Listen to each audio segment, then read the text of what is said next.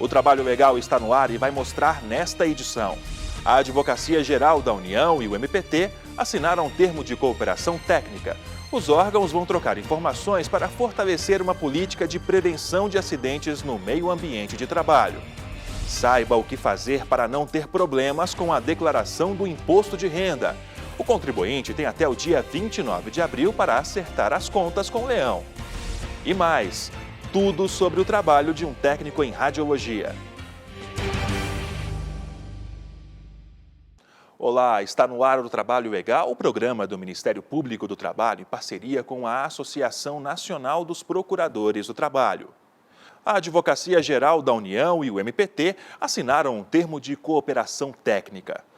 A ideia é trocar informações e fortalecer uma política de prevenção de acidentes no trabalho. O Procurador-Geral do Trabalho, Ronaldo Fleury, se reuniu com o Advogado-Geral da União, Luiz Inácio Adams, e membros da AGU, para celebrar um acordo de cooperação técnica. A parceria vai auxiliar o combate e a prevenção de acidentes de trabalho em todo o Brasil. Esse acordo ele é importante não só para o Ministério Público, para o trabalho da AGU também, mas para a própria sociedade brasileira.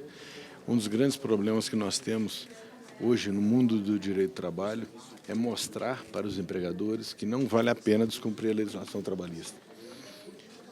Os empregadores no Brasil, obviamente, claro, isso eu não estou falando que são todos, mas grande parte, não tem uma preocupação como deveria, com o cumprimento das normas, principalmente do meio ambiente de trabalho, normas de segurança e saúde do trabalho. O objetivo principal é a troca de informações relativas à responsabilização judicial de empregadores que descumprem normas de saúde e de segurança do trabalho.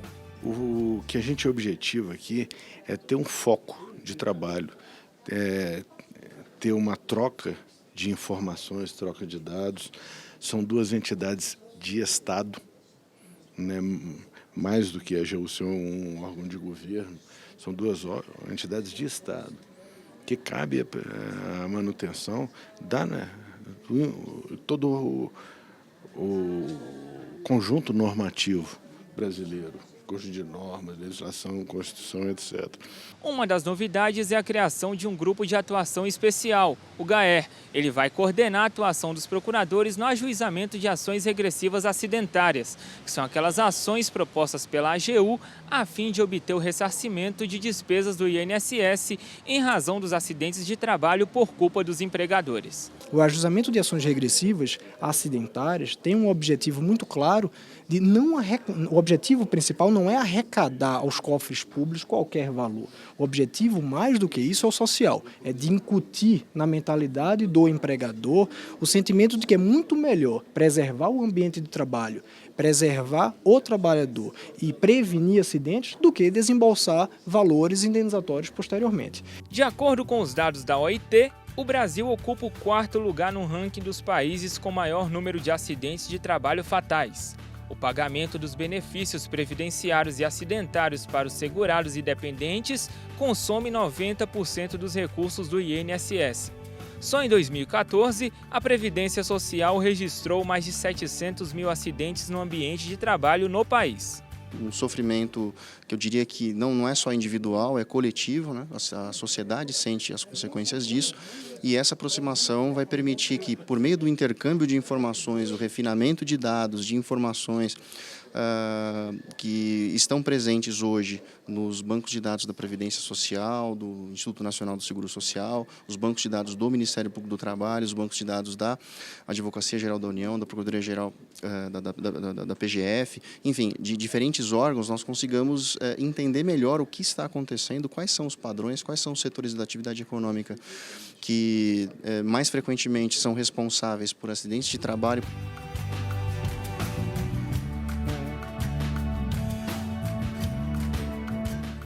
O Trabalho Legal abre agora espaço para tirar suas dúvidas. Você pergunta e o MPT responde.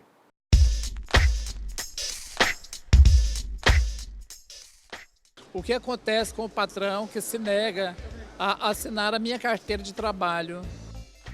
Ele pode ser multado porque é uma infração administrativa.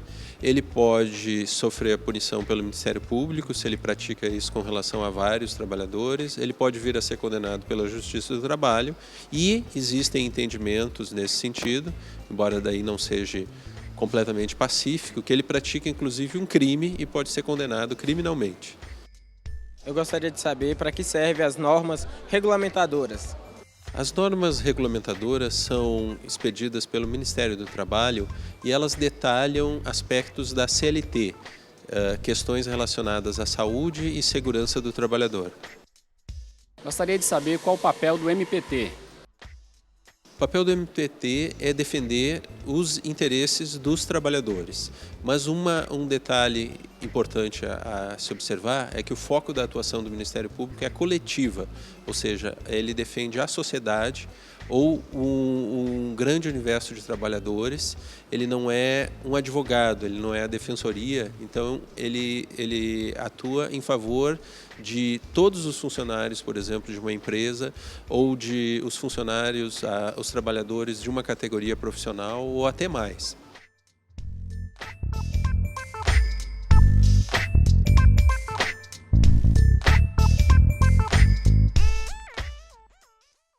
Já parou para pensar qual foi o pior dia de trabalho que você já teve?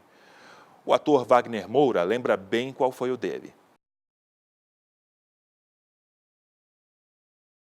Bom, meus piores dias de trabalho foram todas as vezes que eu tive que trabalhar doente. Todo mundo sabe que é horrível trabalhar doente. Você fica debilitado, ainda mais você sente que não está conseguindo render bem no trabalho. Para o ator isso é muito ruim, porque o personagem não está doente, é você que está, e você tem que aparecer depois ali na tela com seu corpo, sua voz, seu espírito debilitados. E a pior vez foi quando eu fiz um filme no Canadá, em Vancouver, e eu tive pneumonia, e eu tive que filmar um dia inteiro debaixo de uma chuvinha, essas chuvas artificiais, e muito ruim. No outro dia tive que ser internado.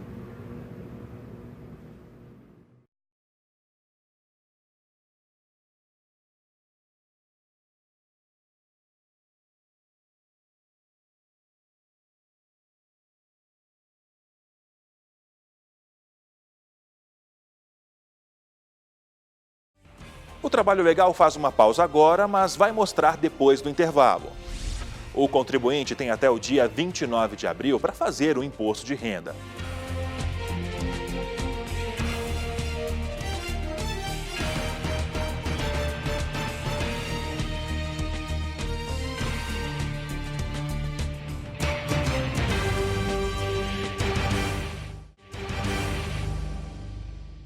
O contribuinte tem até o dia 29 de abril para fazer o imposto de renda. Saiba agora o que é preciso para não ser pego de surpresa na hora de declarar os rendimentos ao leão. Rendimentos, despesas de dependentes, transações de compras, vendas de bens, recebimentos de FGTS, previdência privada, doações. Ufa! E olha que essas não são todas as informações que devem constar na declaração do imposto de renda que foi liberada no dia 1º de março. Em 2016, entre os meses de março e abril, devem entregar a declaração de imposto de renda pessoas que tiveram rendimentos tributáveis em 2015 acima de R$ 28.123,91. Só que, segundo o supervisor da Receita, quem não teve rendimentos acima do valor mínimo também deve ficar atento. Isso porque pessoas que tiveram rendimentos isentos, não tributáveis ou tributados exclusivamente na fonte, com valor acima de R$ 40 mil, devem fazer a declaração.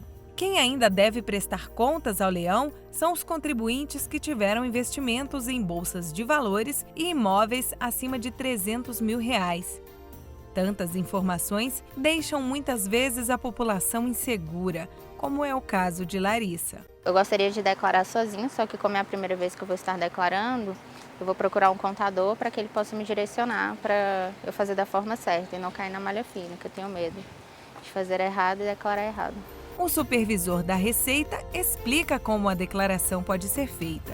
A Receita disponibiliza o programa gerador da declaração, que ele baixa na página da Receita, e junto com o programa de transmissão, que é o ReceitaNet, e lá ele prepara a sua declaração e envia para a Receita Federal. Agora, ele também pode fazer por tablets e smartphones, que a Receita distribui esses aplicativos.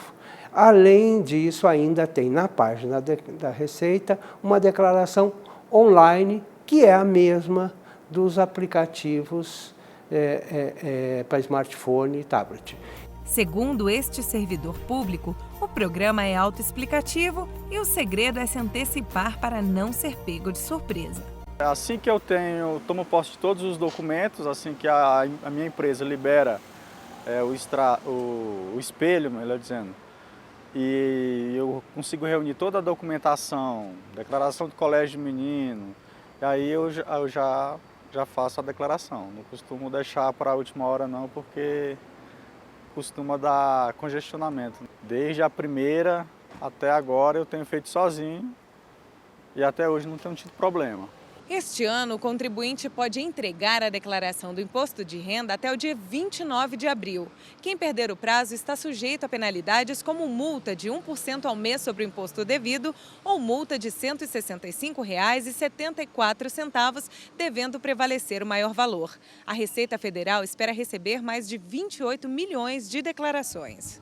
De acordo com Joaquim Adir, algumas novidades foram implementadas este ano pela Receita Federal, como no programa de envio da declaração, que antes o contribuinte precisava salvar para depois enviar. Este ano, ao clicar em enviar, o próprio programa verifica pendências, salva e só aí envia. Quem tem dependentes com idade acima de 14 anos terá obrigatoriamente que informar o número do CPF. E a grande mudança que nós consideramos para esse ano está relacionado aos profissionais da área de saúde e advogados. A partir desse ano, terão que informar os rendimentos recebidos dos seus clientes ou pacientes pelo número do CPF e valor, um a um. Até o ano passado, ele tinha um dado consolidado, informava a soma dos recebimentos, e bastava. A partir desse ano, ele tem que individualizar esses recebimentos. Outra novidade é que o contribuinte não precisará detalhar os rendimentos do cônjuge. Basta informar o CPF, uma vez que a Receita já tem acesso às informações no banco de dados. É importante ficar atento aos números.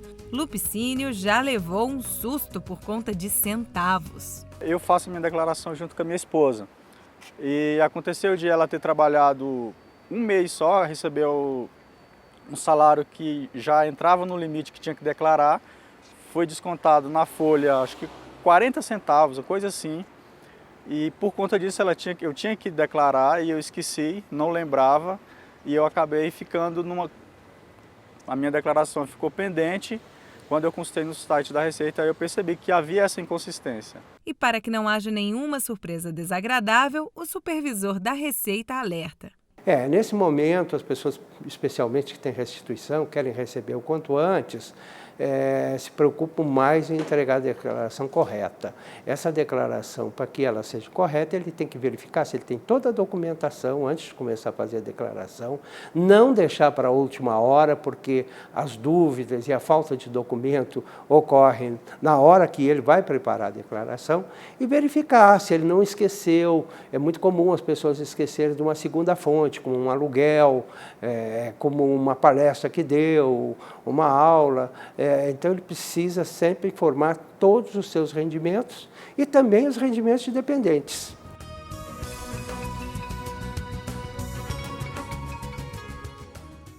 E logo depois do intervalo, o Trabalho Legal vai mostrar parte da rotina de um técnico em radiologia. Em 1 minuto.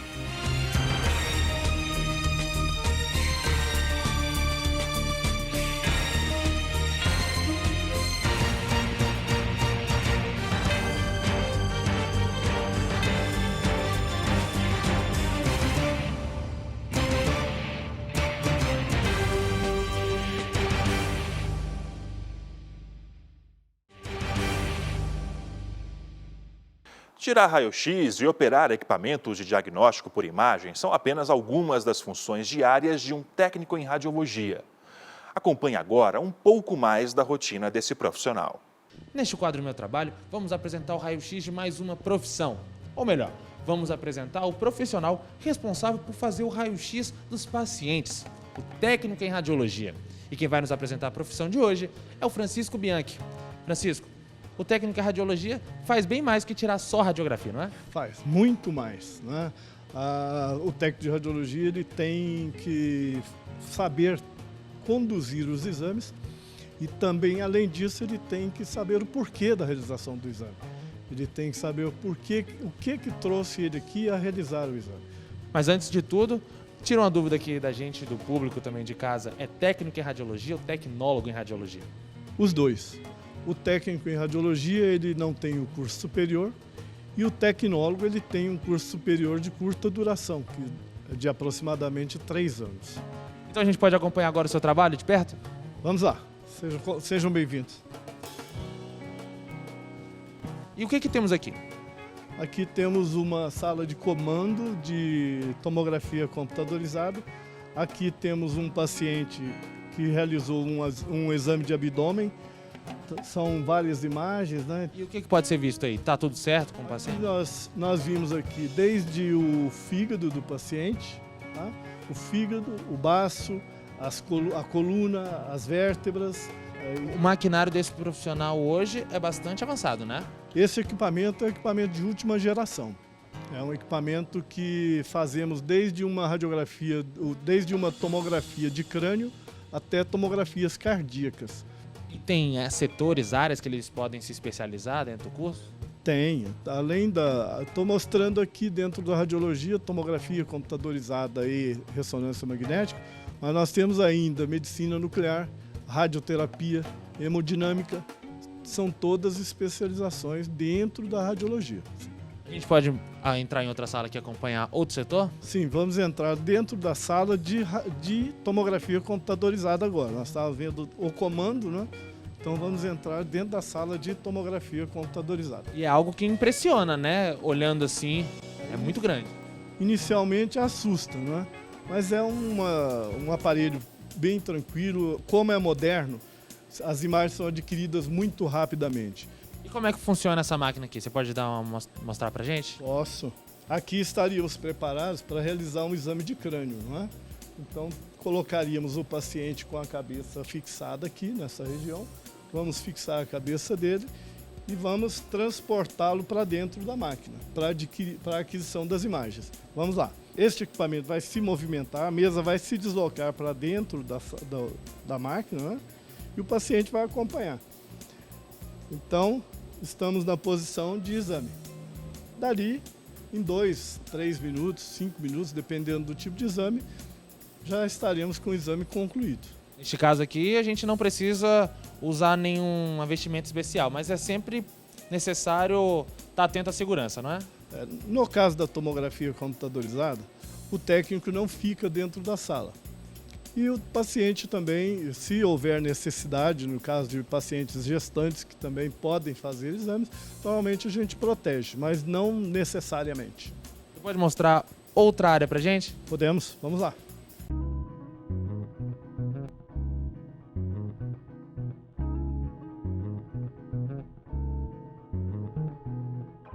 E qual é esse setor? Esse aqui é a sala de ressonância magnética. Essa sala aqui tem algumas restrições com relação a metal, principalmente, mas para qualquer tipo de paciente, não há problema nenhum. Paciente gestante, após a 16ª semana, não há problema nenhum realizar esse exame, ok? E o que é realizado nessa máquina? Aqui são realizados exames de toda a espécie.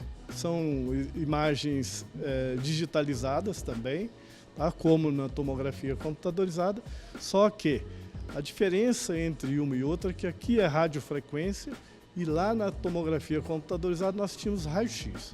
Lá radiação, aqui radiofrequência, ok? E qual a diferença do raio-x e radiofrequência? A radiofrequência, para os leigos, seria apenas barulho. Apenas barulho. A radiação não. A radiação ela penetra no corpo do paciente e ela é acumulativa. Pode causar doenças futuras.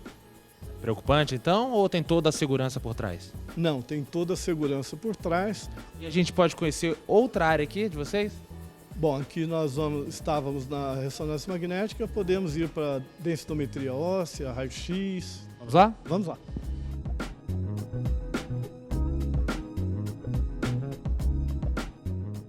Chegamos num outro setor, não é? Certo, agora estamos dentro de uma sala de raio-x, né? E vamos apresentar a nossa colega Vera Lúcia, que ela entende dessa área como ninguém. Vera, e quais são os exames que podem ser feitos aqui? São realizados nessa sala os exames de raio-x, do corpo inteiro, qualquer tipo de exame de raio-x. São realizados da seguinte forma. Na mesa, com os exames com o paciente deitado ou o paciente sentado na extremidade, e os exames são realizados em pé, como, por exemplo, tórax, seios da face. Toda a sala ela é protegida, né, para poder não vazar radiação para fora e proteger quem está lá fora. E nessa parede aqui, ela tem uma proteção também para o profissional que vai disparar o raio. Fica aqui atrás, né? Isso, aqui atrás. Vejo o paciente pelo vidro, que também é plumbífero, né, que tem chumbo também. Aqui é a mesa de comando, onde eu vou colocar os regimes, que são os parâmetros para poder realizar cada tipo de exame, porque varia de densidade de uma extremidade pequena para uma maior, ou mais fina ou mais grossa. Por exemplo, um dedinho com um número, por exemplo, que é o braço. Que comanda tudo isso? Tudo isso. Visualizo o paciente, porque ele tem que estar imóvel no momento do exame, e dou os comandos verbais para ele. Agora, a gente está aqui, a gente consegue ver que o Francisco já está com uma roupa. O que é essa roupa que ele está usando? Essa é uma vestimenta plumbífera, que ela tem a função de proteger, de reduzir o máximo possível a radiação da ampola para o paciente, ou para o acompanhante, ou para quem precisar conter o paciente nesse momento. Então, no caso, quem usa essa roupa é o paciente, né, Francisco? É o paciente ou o acompanhante. Aqui um protetor de tireoide. Agora sim. E aqui o corpo todo. Os braços, as extremidades, não há necessidade de proteger inicialmente. Quem não tiver essa vestimenta tem que ficar do lado de fora. Tem que ficar do lado de fora, não pode ficar dentro da sala, apenas o paciente. O paciente também poderá utilizar esse aparato, desde que ela esteja grávida ou o paciente já tenha algum comprometimento ósseo. No caso de uma leucopenia, uma osteoporose, é bom sempre proteger o paciente. Agora, falando de um assunto importante, já que eu estou com vocês dois aqui, o que representa para vocês trabalhar em uma profissão que é regulamentada por lei? Como eu sou mais velho, na época que eu comecei não era regulamentada ainda. Então foi uma tentativa de uma profissão que poderia ser a melhor para mim. Como eu já trabalhava na área de radiologia, foi uma opção para progredir dentro dela. Após 1985, quando a profissão foi regulamentada, aí então vieram-se os benefícios, né? Aposentadoria com 25 anos, salário de acordo com a profissão, foi regulamentado um teto salarial, e também a insalubridade, periculosidade, que foram benefícios adquiridos após essa mudança, após a regulamentação desta profissão. E Vera, você é professora também, não é? No curso. E isso é importante também para você, para os alunos? É muito importante, porque regulamentar significa uma qualidade melhor na sua área, né? Você tem a quem recorrer em caso de alguns problemas, piso salarial, férias, benefícios, que são bem todos agregados junto com a regulamentação. E outra coisa, vocês recebem algum adicional por trabalhar nessa área? Recebemos a insalubridade, 40% em cima do piso salarial. Isso ajuda a atrair mais profissionais para a área também, ser regulamentada por lei? Ajuda, porque agrega um valor bem significativo em cima do valor do salário. Então eu vou pedir só para o Francisco tirar a vestimenta para a gente poder conhecer outra área, não é? Isso, aqui nesse setor a gente tem ainda a densitometria óssea e a mamografia também. Vamos lá?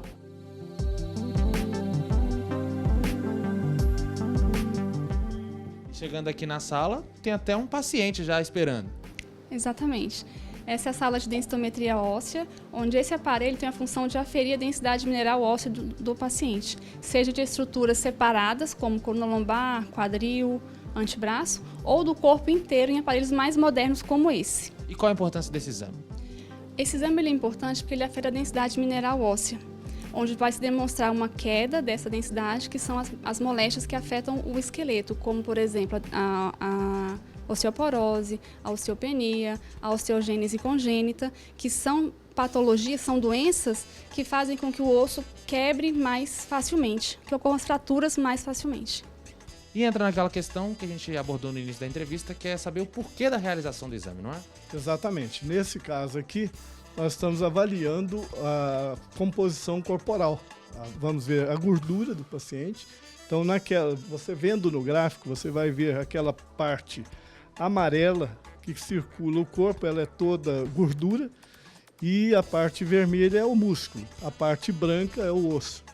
Então, a composição de gordura do paciente está um pouquinho exagerada. Então, Vera, vamos acompanhar a realização desse exame? Vamos sim.